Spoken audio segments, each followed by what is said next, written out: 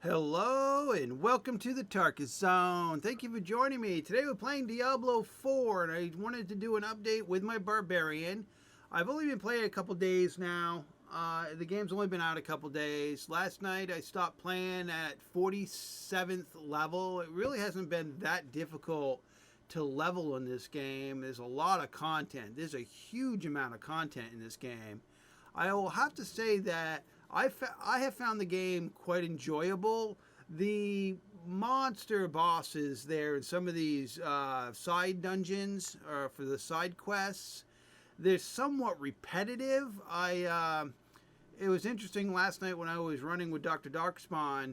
We must have done like 25 different unique dungeons, and what I mean by that is when you look at the map here, you see these icons right here that I'm hovering over.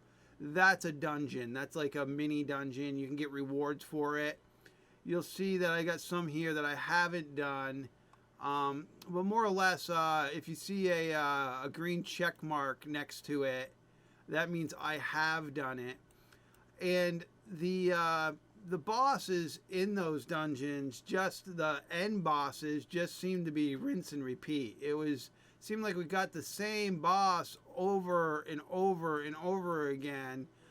It was comical. It was quite comical as we were doing this. I don't know why the green check marks aren't showing unless I haven't zoomed in enough.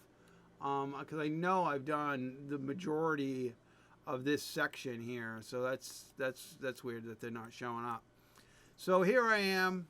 Let me just look at let's look at my gear first. Start off with my helmet.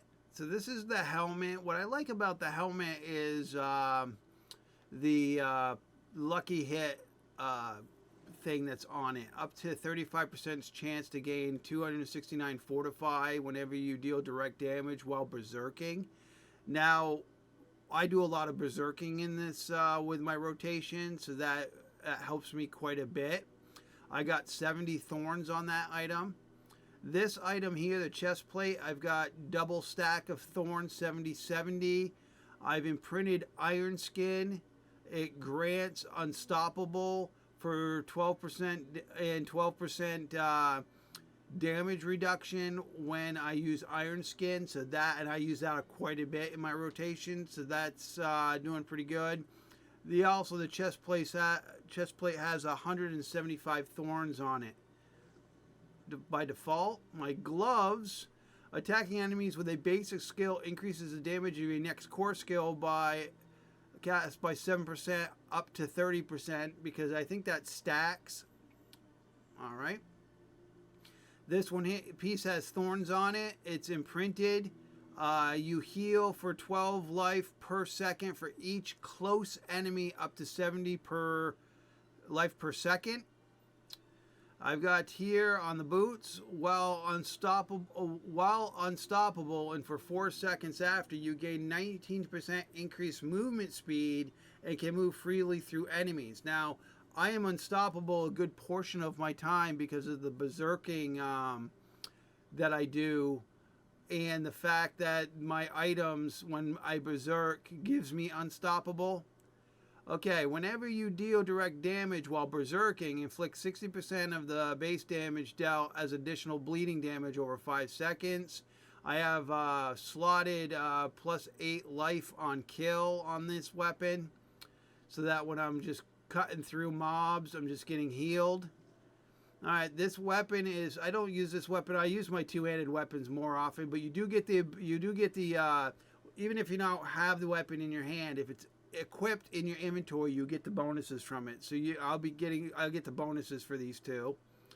And then this is the other weapon that I use. While berserking, you deal 269 fire damage every second to surrounding enemies.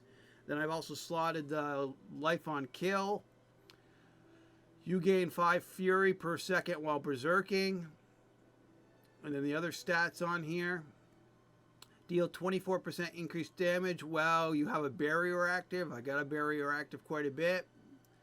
And then I've got the neck piece, which has 103 thorns on it and 75 armor. Now, the skills that I run in my rotation is Challenging Shout.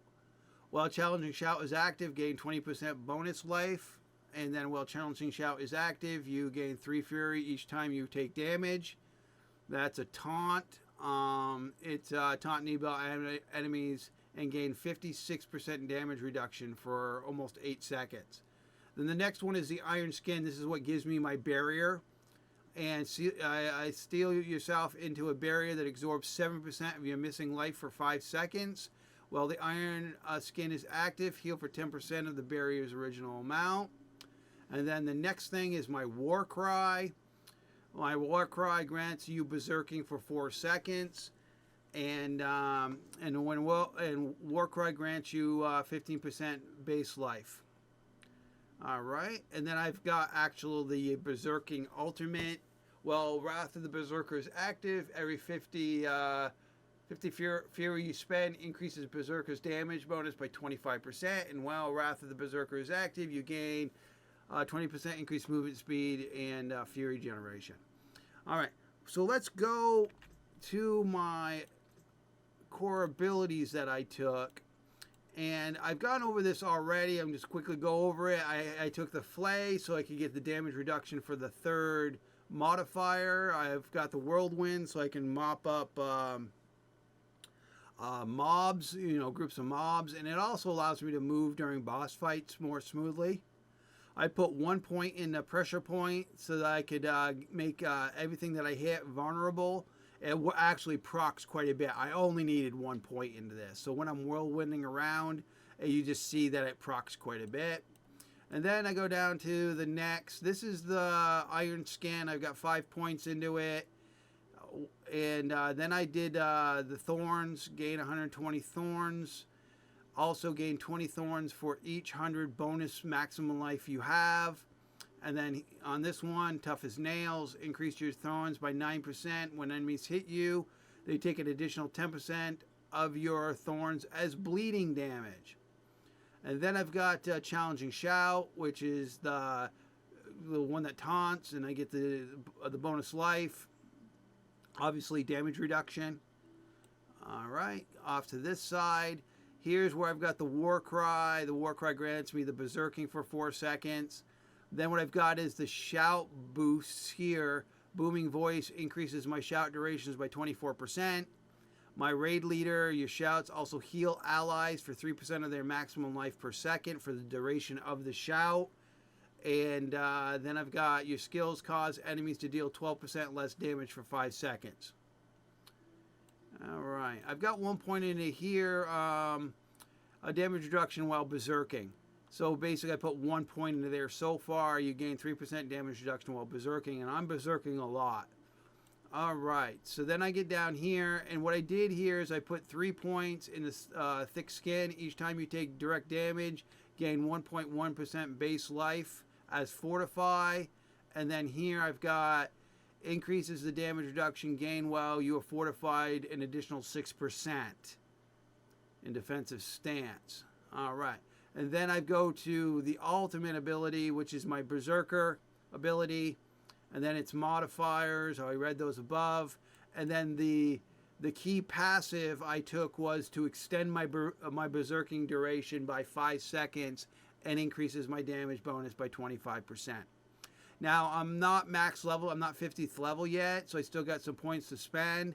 They're probably going to go into this reduction, more damage reduction while berserking. I think that's where it's probably going to go. Let's see, brawling. Okay, so the other one here, while berserking, fury generation is increased by 6%. If I add some points, I might put it into there, or I might kick up my War Cry. I mean, the War Cry really helps, especially if I'm running in a group, especially for the damage bonus that people get for it. So that's it in a nutshell. That's the build. That's where I'm at right now in the game. I'm 47th level, so I've got a few more levels before I hit 50. And right now, my life is at 1,000. So I've got to get that higher. So more life I've got, the more thorns I will have. So right now, my thorns is at 708, which is pretty good. And then if we go again and look at the attributes and go to quickly go to Flay here. See Flay. When Flay deals direct damage to any enemy, you gain 3% damage reduction and 100 thorns for 3 seconds. This can stack up to 4 times. So that's 400 thorns that I could add to that base number we were just looking at. So the character is coming along really well. And I know I haven't done any real play with this character for you folks on YouTube. I will, when I do some dungeon runs, when I hit 50, I think that's when I'll start doing some actual playing, and you'll see how crazy awesome this is. I mean, you're really self-sufficient. I guess I could upgrade my potions. You can see I haven't upgraded my potions. It says upgraded potions. I haven't done it because I never need them. The way I've built this this character doesn't require me to use potions all that often. Only at the last, I want to go here real quick. I want to explain this vendor here. These tokens that get dropped in the game, and when you murmuring tokens, I think they're called. Let me see here. I think they're not under that. They're not under that. Geez, where is that currency?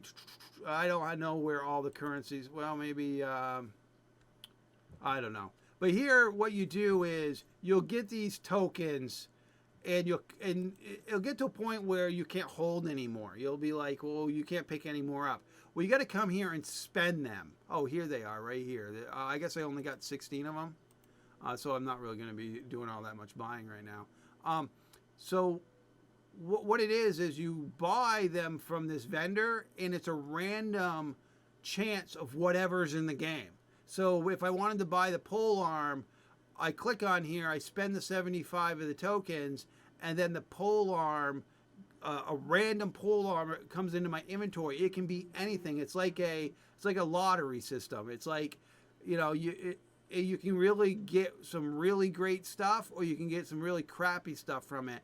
But those tokens, you usually get them for completing dungeons and definitely world events. If you're coming up to world events, you can definitely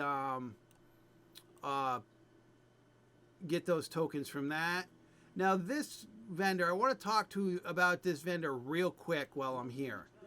In this game, you'll pick up these legendary items. You see the legendary items, it says whenever, and then it's got the star ability on it. Whenever you deal direct damage with berserking, inflict 60% of the base damage to additional bleeding. You can pull that star ability off that item. You would destroy that item. And how you do that, you do it in the next tab over, extract the aspect. You would pull this item here. And then what it would do is pull that ability out. You'd pay the money. It would destroy the item, but you pay the money and you'll be able to get the aspect out. And what that allows you to do is then on another item that you might be wanting, you can place the aspect here, and then you can apply it to any other item. So that's what's great about this game. So if there's a star ability, I call them the star ability because they look like stars. All the legendary items have them. Star ability. Now you can extract those abilities out anytime by just slapping the item here. It will destroy the item, but you'll get the ability, and then what you do is you then can apply it to another item. So it's really important that you know that, because those, as you get, well, let me do it real quick. Let me just go to, just to show you the mechanism, just so that you can see it running. I just got to go to my chest here, okay, I got that here. So let me just pull, let me see here, booming, I want to see if there's anything here that's worth, when you, okay. Oh, this one's good here, because no, let's just pull this one down, just so I can show you this. So that is a legendary item that I just pulled out of my chest. my storage container, I should say. And we'll go back over to that vendor. I got plenty of money, so I can show you how this is done. So I go to him. I go and I put the boots there. And what the boots, they're gonna pull me out, and then I just pay the 15. I'm gonna say accept. The item gets destroyed. And what you're gonna do is see over here on my character sheet, go to aspect. So that's where it goes. So now I can take this, and if I wanted to, I could put this weapon here. I go to aspect. Oh, no, actually, I think this aspect only can be done on boots. So let's go here, boots, and then I could drag it over, and then pay the. You need this resource, but then you'd pay this, and then the boots would then have that aspect on them. That's how it works. That's simple, really easy to do. Now, when it comes to gems, the gem guy is here. You'll have items where it has sockets. Now, you can add sockets to an existing item. So if you go to here to add socket, if I wanted to add it'll tell you what you can add sockets to. So I could add a socket to these pants I am wearing. But it requires this rare item, which I don't have to do it. But you could, and then it would have a socket, and then you could just put a gem in. Now you can extract gems. You can unsocket. So if I wanted to unsocket these gems that are already in an item, and then from here is what's great about it. You can craft the gems up to higher tier gems, and they already see what's in your storage container. So if you have gems in your storage container, this vendor sees them. So you don't have to have them in your inventory directly for you to upgrade them. But they will end up in your inventory after you upgrade them. So you will have to go. That's what I use my storage chest for mostly, is to store my gems. Because I usually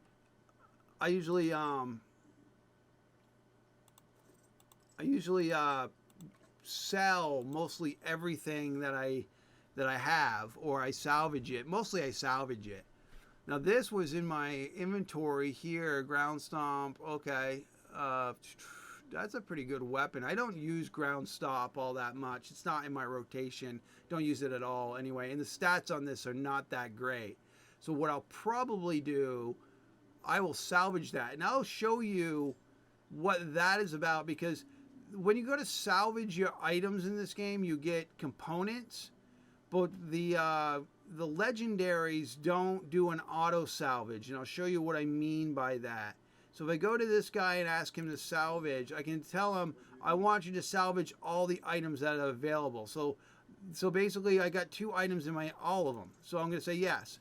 But guess what? The legendary didn't get salvaged. All the legendaries have to be manually salvaged so that you can get the components. Just like that. So look, I got some good components for that. And so that's how you do that. So when you do the all salvage and you notice that, oh my goodness, I can't salvage the legendaries. No, you got to manually do it to get it done. So that's really it, folks. I just wanted to go over those few things today, and we will be doing some gameplay in the future. All right, well, thank you for joining me, and this has been the Tarkus Zone.